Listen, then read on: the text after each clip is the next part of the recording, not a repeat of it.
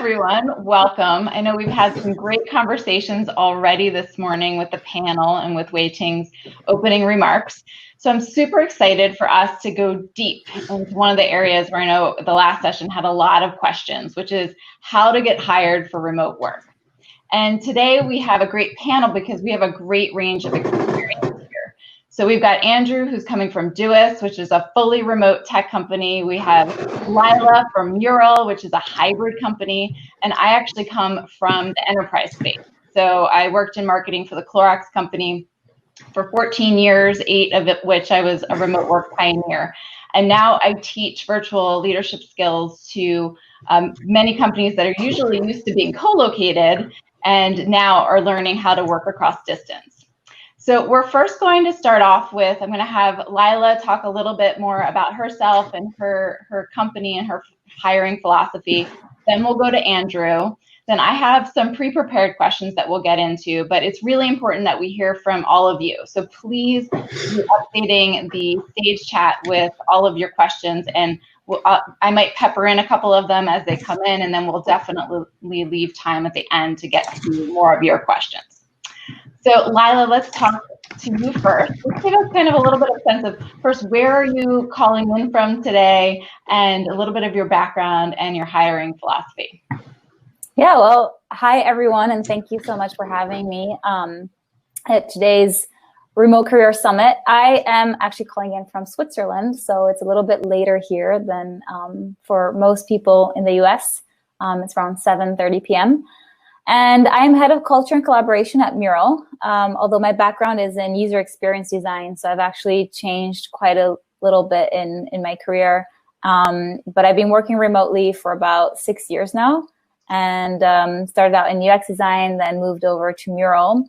And in this role, my role is actually about, on the one hand, making sure that we're creating a great working environment for employees at MURAL, and on the other hand, helping out with improving the way that we collaborate internally, especially as a hybrid team. So we have offices in San Francisco and Buenos Aires, but we also have a lot of people who are working remotely. And when it comes to our hiring philosophy, I would say that the main thing for us is to be as agile as possible.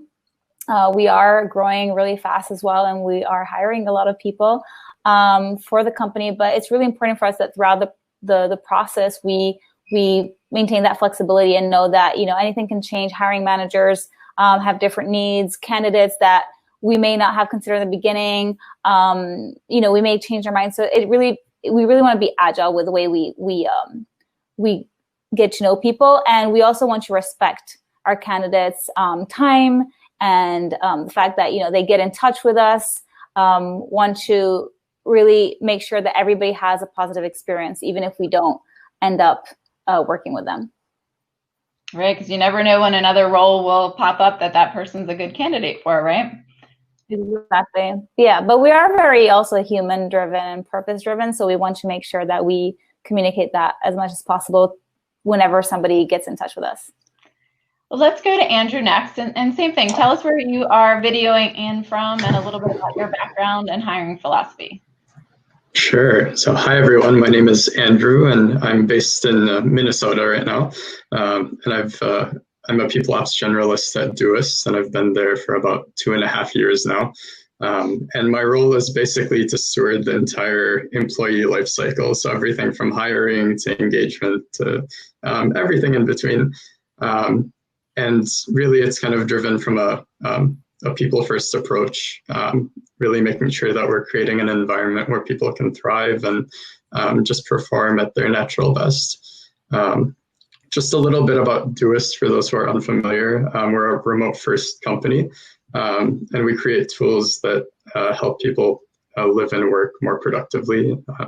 2 of those tools are Todoist, which is our flagship productivity app, and Twist, which is our mindful team communication app. So really, we kind of have built these around our remote-first approach, and really are kind of developing these products based on kind of this remote and asynchronous way of working. And our hiring philosophy is focused around a values-based approach. So really taking into account, both people's skills and their role relevant experiences, but really prioritizing that value alignment and that motivation of why they want to join our team, and really creating this dynamic where we're kind of both from the company and the candidate standpoint, finding that alignment and really seeing if that's a good fit for both of us. Great. Well, thanks for that. And again, back to the backdrop of this conversation today is I really do want to kind of push on the differences that might pop up between what Andrew might be looking for in a fully remote organization, what Laila might be looking for in a hybrid organization. And as Wei Ting talked about earlier today, right, there's that spectrum of remoteness where different companies are in different stages, right? They could be fully distributed or remote friendly or remote first. And what I'm seeing in the work I'm doing is you have remote beginner too. So you have these companies, especially from the enterprise space where I'm coming from, that are now starting to be more open to hiring remotely. And they are a lot less sophisticated in that area than some who have been doing it for a long time. So as we have people who, on the event today who are looking for jobs, they also need to keep in mind, where are their skills versus what is the company actually skilled in terms of that remote and distributed environment. So let's jump into skills. So let's talk about the skills that are required for an ideal candidate. So I know there's a lot of debate about hard skills versus soft skills. And personally, I hate the word soft skills because I actually see them as essential leadership skills. So I wanted to get your take on what are those key soft skills or leadership skills that are needed to succeed in a remote environment, and how can candidates actually prove to you and show you these skills during either the application process or the hiring process. So either one of you want to start that conversation? I'll let Andrew go first. Sure. Yeah, so that's a great question, and it's kind of difficult to choose, one versus the other in terms of soft or hard skills, but I think I would kind of lean more towards softer skills, and as you said, they're more of like leadership sorts of skills. For example, at Doist, effective communication, self-driven kind of approaches to working, and the ability to kind of manage yourself and your time are incredibly important in just our fully remote context where, you don't have anyone kind of keeping tabs on you on a hour-to-hour basis. You're kind of, responsible for really taking ownership for yourself and for your role. And in terms of how, we kind of encourage candidates to show that on their, as they're applying for roles, really identifying how they've utilized those skills in previous roles or in different experiences that they've had. And communication, for example, is something that we are able to see directly from an application, just how candidates respond to the application questions or how they craft their cover letter and these sorts of less obvious ways. Well, to that point, just a follow-up question to Andrew before I go back to Laila. Cover letters, that's something that has come up. Is that actually still something that you look at and require and really use during that application process? So when I joined Doist about 2.5 years ago, we doubled down on cover letters, and that was our whole stance. And since then, we've actually switched to very specific questions that we ask candidates to respond to.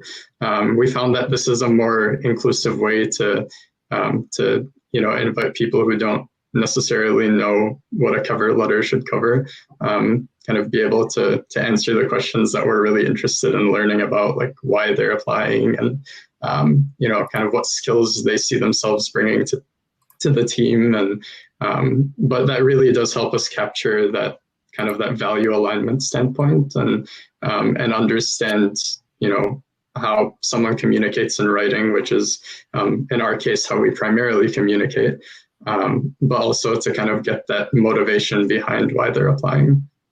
Yeah, that's a really good point for everybody listening, right? Those questions. So you move from cover letter to specific questions, and those questions are not being looked at just for the content of the questions, but actually how you're communicating the answers. It's super important. Laila, how about you? So thinking about soft skills versus hard skills, and what is most important for you, and how do you evaluate that? Right. No, that's a good question. Ideally a good balance of both. But I think in a distributed setting or in a hybrid setting, like what we have, soft skills are extremely important. I think obviously we're going to look at a resume and we're going to see if that person has the experience for that role. If they don't have that experience, I mean, that's the first thing we're going to look at in a resume. Do they have the experience? If not, we're not going to look at that CV any further. And when it comes to soft skills, Andrew really pointed out that communication is so important. So we will look at how people communicate. Also, if they have a blog or some kind of online presence, whether they're on social media, do they write a lot? Doesn't mean that if you're not on social media, we're not going to consider you, but it does help, especially these days when it's so easy to have, LinkedIn or Twitter or something like that. We do like seeing how people express themselves because we do a lot of written communication when you are distributed. And I wanted to bring up 2 other soft skills because I gave a whole talk about soft skills actually in remote teams, and I'm happy to share the link if people want that as well for later. But everything that Andrew said is absolutely right. It's having somebody who's proactive, having somebody who can communicate well, and so forth. I would add 2 more that aren't really spoken about so much, and one is knowing how to, I call it like a mental switch. When you are online, like if somebody would look at my screen right now, they would be scared to see the number of tabs and platforms and apps that are open. And I only have one screen. Some people have 2 or even 3 screens at our company. So knowing how to switch between one context and the next, and that can be tabs, but that can also be if you're using Slack, you're going from one channel to another, and then you're jumping from one. I was in a leadership meeting before. I had 4 minutes to jump into this one, and then I have another like back-to-back meeting. And for people who haven't worked that way before online, it can be really overwhelming. So having that capabilities, I consider that a soft skill, right? Of like switching contexts and being able to just like, oh, now I'm in a client meeting. Now I'm talking to this person about culture. Now I'm doing that. Now I'm doing that. Like it's a real skill. The second thing I would add to that is facilitation. So these days we're talking more and more about online collaboration and sessions. And I didn't mention what Mural does in the beginning. Andrew, you did a much better job than I did about Doist. But we, our software is like an online whiteboard where people can collaborate visually and share ideas, whether you do that synchronously or asynchronously, that's totally up to you. But what we've realized is there is a need for people to have online sessions which are well done. And so I would say that's a huge skill, knowing how to come online and collaborate and have a meeting that doesn't suck, essentially, because most people would say that, before this pandemic, they say, oh no, online meetings are terrible and people are tired. But if you can have really good meetings, you just need to know how to guide those sessions and how to assign different roles to people. So I think facilitation is not only for facilitators, but actually anybody should be able to guide that conversation regardless of what your role is in the company. Agreed. And I think you're bringing up a really good point too, because I'm imagining that you could really see how somebody's able to facilitate a session even during the interview process. So if you're doing a live interview with someone, those candidates could actually start bringing in some of those online facilitation skills during those interviews. Exactly. So I know something came up in the chat that I know we were planning on talking about. So let's jump into that, which is, we know that when a job gets posted and it says that it's a remote job, that there is like an exponential number of candidates that apply.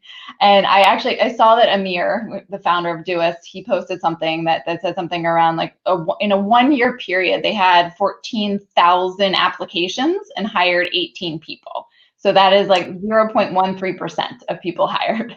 So as this group is listening to us today, they're probably thinking about, how am I going to stand out in this sea of applications?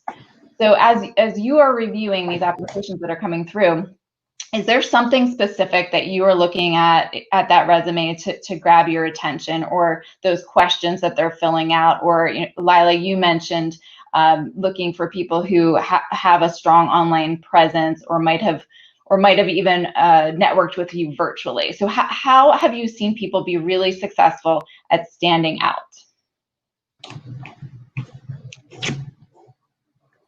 I didn't know if that was I didn't want to interrupt. Go ahead, Andrew. No, I can start. That's a challenging question. Actually, the set that you're talking about was the year that I had applied at Doist. So it's a miracle that I was one of the 18. So it's a miracle that I'm sitting here right now. But to answer your question, one of the biggest things so I handle the initial screen for every candidate that comes through, which is kind of a crazy undertaking. But the biggest thing that I look for as I'm doing that is what's their motivation? And is it specific to wanting to work at Doist, or are they just looking for a job, right? And there's nothing wrong with looking for a job, of course, but when you're, we're a team of 77 now, and we're distributed across 30 different countries. So, when you have to be that selective, you really have to see that people are genuinely motivated by your company's mission, by their values, and are really invested in joining that mission and kind of going along the ride with you. And aside from that, unfortunately, what I often see is that most candidates kind of sabotage their chances just by not being thorough in their application. It's either incomplete, or the responses might be very just not very personal, or just very one to very short responses, one where or they just kind of leave them blank. And when you're kind of seeing these things from within the company, it doesn't really get you excited to want to explore that person further and see what they could bring, because they haven't done the bare minimum to just get their foot in the door. Yeah, so again, it's just reinforcing that somebody's looking at those answers, and really it's that first kind of gatekeeper view into whether or not you move on. And Andrew, what you were saying too, in terms of again, from the enterprise space, a lot of companies have been hesitant to put remote on the job descriptions, because then they think that they will get a lot of people who are just applying because it's a remote job, versus actually putting their first foot forward, saying, I actually am really interested in your company. I think I'm a good fit for the role, but they're approaching it through the angle of, I want the job because it's remote, which I think, Laila, you probably would also agree in terms of saying, like, that is not the way to get your attention in terms of moving forward in the process. No. Laila, anything you wanted to add in terms of, what stands out to you when you're looking at an applicant? Yeah, I mean, to your point, it always surprises me when people reach out to me on LinkedIn and say, hey, I'm looking for a remote job and I'd love to apply for a job at Mural. Also, because not all our jobs are remote anyway, so that's just something to be aware of. I would add on to what Andrew said about motivation. Yeah, I look at whether people have done their research on what Mural actually does as well. Do they know, have they looked at the use cases? Do they really understand what the product does? Of course, I'm not expecting them to be experts at Mural, but already if somebody mentions in their interview, I've used Mural, or here's like a canvas that I did, that's great. That's like amazing. You did a free trial, and that shows that you are really interested and curious about what we do. I have to say that we'll also look at, in terms of experience, do they have experience working in a tech company? That obviously has its advantages. We have people who come from different industries, and that is fine. But yet, yeah, generally we will prioritize people who have had that experience before, and whether they worked remotely or not. That's also not because they might not be remote, but we have other people on our team who are remote, and we understand that more and more people are starting to learn what it's like to have empathy for people who are in a distributed team. But it does come with a whole set of challenges and you know, different type of culture, and not everyone might be fully aware of that. So one of the things that you're pointing out that I see a lot within these companies that have a headquarters in one place and satellite offices and then some fully remote is something called distance bias, which is our brain's natural tendency to put more importance on the people and things closer to us than those that are further away. So that creates a within the organizations where, as you were saying, there's a cultural dynamic where not everybody's on the same playing field unless people are actively trying to mitigate and overcome that. So you were just saying something, Laila, around looking for experience for people who have worked remotely before. So I'll actually go to Andrew next, since you are a fully remote or fully distributed organization. Is it a requirement that as people come in that they have had remote work experience before they start working for Doist? No, not at all, actually. I mean, it definitely can be helpful, and it can, you know, give them kind of an advantage to understanding what that dynamic looks like. But we're typically more interested in those skills that we talked about earlier that reflect someone who's likely to thrive in that sort of context or has the tools they need to thrive in that context. And then we kind of, you know, of course, want to give them a very realistic understanding of what a fully remote setup looks like, because, you know, after that, you know, initial period of time where you just love the flexibility and, you know, just are enjoying the novelty of everything, it, you know, you kind of run into those real challenges of, you know, having to manage your, you know, your well-being and your isolation and just being able to continue thriving in that context. So during your hiring process, do you do anything to try to replicate that experience? Because we've heard of some organizations that have this trial period where they give people projects to work on in a remote environment. So does Doist do anything like that? So every person who goes through our process actually completes a test project, and that's something they get to take and work on, you know, independently and then bring back. But then once they're, you know, once someone is hired, they actually go through a 3-month trial period where, you know, it's kind of our big invitation to kind of let them kind of figure things out and to really, you know, kind of guide them as they get used to this context. And fortunately, most people are able to adapt to that. But of course, in the case where, you know, someone really just doesn't, you know, isn't thriving in that setting or just doesn't enjoy the, you know, the realization that they don't get to work with people in person very frequently, it kind of, you know, can help them both make a decision and help us kind of see if this person is going to be able to be successful moving forward. And Laila, a follow-up on that. So as you're thinking about hiring at a manager level, do you have any requirements of people having experience having managed and coached and led remotely before they come in and might have a remote team within MURAL or distributed team within MURAL? It's definitely a plus if you do have that experience, but it's not a must. So we will look at skills as well, as Andrew mentioned. But of course, if somebody says, yeah, I've been working remotely for, you know, X amount of time, that is something interesting for us, especially since we're growing fast and we also have a lot of new managers, people who haven't managed people before. I mean, we have to think also the training that we're going to give such managers.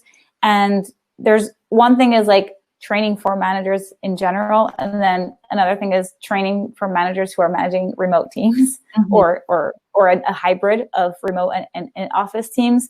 So that's something that we are definitely looking at, and also training for our leadership team as well, because this is the first time for many people who also founded the company to have a company of this size and that's growing this way. And, you know, they started in Buenos Aires and then they spread out from there. So it's a learning curve for everyone. Yeah, hope that answers the question. Very helpful. And to talk a little bit deeper on the hiring process. So tell us a little bit about how you're gauging communication and collaboration. So we talked a little bit about how you're looking at that application for communication signals. You are looking at some some other aspects to just make sure they're going to be a good fit with these softer skills. So tell us about the interview process. So are you doing synchronous video interviews? And if so, are there any tips you can give people about what to do and not to do in terms of those synchronous video interviews? And then is there anything else asynchronously you could do? So like this, I heard one of the companies talking about using asking for a Loom video so that you could even see asynchronously how people do on video as part of the application and hiring process. So Andrew, I'll go to you first. Sure. So we do synchronous interviews. So we typically have each candidate will do 3 interviews and then that test project I mentioned. And that typically happens with the hiring manager, who's probably going to be that person's manager once they join, a member of their team, and then one of a member of our leadership team. So typically within each of those, they'll span like topics like values, behavioral sort of stuff, or situational, and then role specific things. But within that whole process, they're having the opportunity to communicate in writing before, and in person, they're kind of having that chance to communicate in person, which, although it's kind of a secondary means of communication for us, it's still important. But then we typically look at, even between stages, how are candidates communicating? Like, are they, if something comes up, are they letting us know that they're going to be late or that they need to reschedule, or whatever it is, just these little details in between where you can often see people's true colors, and sometimes it reinforces what you've seen throughout the whole process, and sometimes it doesn't, and that can be very telling. Yeah, I don't know if Laila, if you have anything to add to that. Very, very similar process. We also have 3 interviews, and on our website, I'm just going to add the link here, but on our careers page, we have like our 6-step process about what our hiring interviews look like. Yes, I think one of the very telling things for me, so we do synchronous interviews only. Of course, if people want to ask questions in between those stages and send us an email, that's absolutely fine. We will look at, does somebody show up with their webcam on? And I think, especially maybe these days, people are more used to that, but I've done screen interviews or even other interviews where the person just doesn't put the webcam on, and then they tell me, for example, I don't look great today. So it's interesting because, this is a hiring interview, and I would expect that the same way that you would show up at an office, you would show up online ready to have your webcam on, or they might say my webcam isn't working. I mean, if it's a last minute thing, that can happen, but it's interesting because we would look for people who have tested out their technology before. So if somebody hasn't used Zoom or whatever platform we're using for the interview, that's okay. We can guide them through that. We're not expecting everybody to know all the technology, but if you aren't aware of, it's important for us to see you, and this is the closest thing we have to face-to-face communication, is having your webcam on. Yeah, I guess I focus very much on the webcam, but it has surprised me a lot when that doesn't happen. Yeah, there's a lot of people who just are not yet comfortable being on video, and it's something, again, in the enterprise space especially, that I have to work on is how to help people get comfortable, not only knowing what buttons to press to turn things on, but also how to feel comfortable themselves on the video. But it's a very important skill as we're moving forward. So I'm continuing to look at the stage questions. A lot of them we have covered in a kind of a broad, more general way. So there's a couple of kind of more deep dive specific questions. So there's one from Karthik that asks, what is the best platform place to stand out as an applicant software engineer to prove his skills? Is there a place that I guess you're going to look for these for applications more than others? I'll say that, we post all our job openings are on our website, which is a link I sent earlier. We also automatically post on some platforms like LinkedIn, So we're using Greenhouse as our recruiting platform, and then it automatically syncs with different job boards. There's not one specific one, but we may work with external recruiters as well, sometimes for very specific roles. So for example, with sales, and if we know we want to hire somebody in sales in a specific city, we will work with external recruiters for that. Or we tend to hire developers in Buenos Aires at the moment, or at least in Argentina, because that's where most of them are. And at the moment where we would like to keep developers pretty much in the same time zone. And also, you know, we all speak English, but we also have a lot of Spanish speaking people on our team. So it makes it easier for us to have people in Latin America. And then we might use very local job boards there, or recruiters are located in specific countries there. But I can't say there is one job board that, you know, that's where we go get our developers. They come, actually the best ones come from referrals. So we get a lot of people at Mural who recommend their friends or people in their network or communities. And they're not only coming from referrals, but I have to say that also helps a lot to bring. And then there's another level of, I guess, trust as well. You know, if somebody's bringing in somebody that they've already worked with before at a previous company, then we have like a second layer of knowing that this person, you know, what this person could be like at work. So that reinforces the need for networking and continuous networking for applicants, right? Yes, yes. So there's another question, and actually, Laila, you're probably the better one to answer this since you have actual office sites. This is from Julia. Do companies hiring for remote positions give preference to candidates that are located in the same city as the headquarters? So I heard you just mention for Buenos Aires, for example, you're looking maybe at a time zones, people within similar time zones. But do you find that even if you have a remote position, that you're geo-locating around San Francisco or Buenos Aires to start?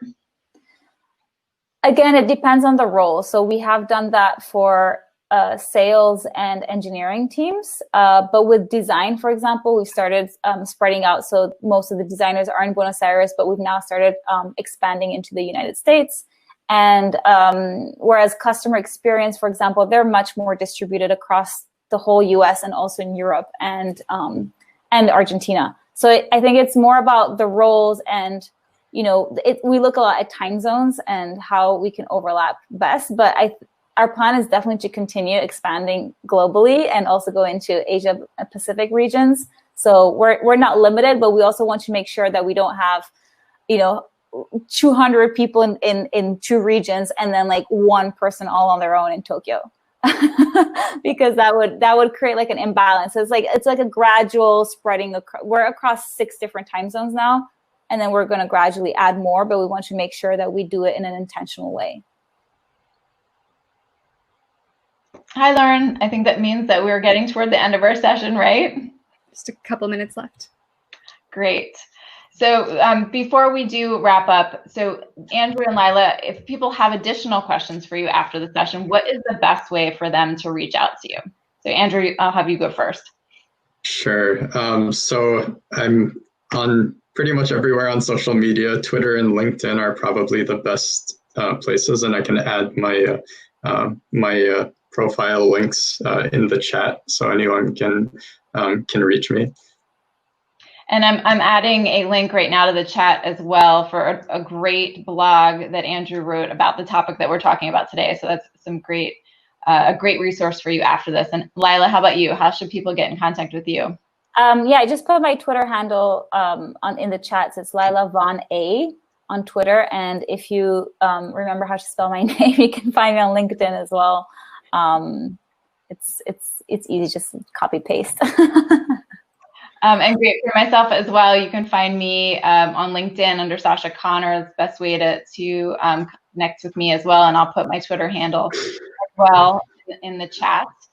So that in our last minute, I'll have Andrew, you've got 30 seconds, and then over to Laila. What is that kind of one piece of advice that you want people walking away with today in terms of how to land that remote job that they're looking for? Focus on your why. I really can't understate having a strong and intentional motivation for any role and company that you're applying for. it shines through in your application, and if it's not there, then it will really make your application unmemorable. So yeah, focus on your why and make sure that you drive that through your application and through your entire hiring process. All right, and Laila, how about you? I love what Andrew said, so I'm going to have to come up with something different. Do your research, which goes with the why as well, but also I would say be authentic, be yourself.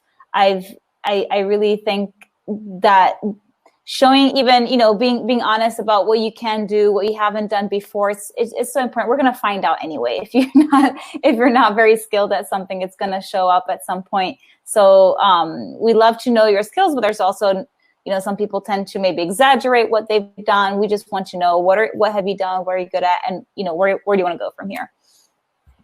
Great. Well, thank you so much for your time today and sharing all of your advice with the group. Bye, everybody.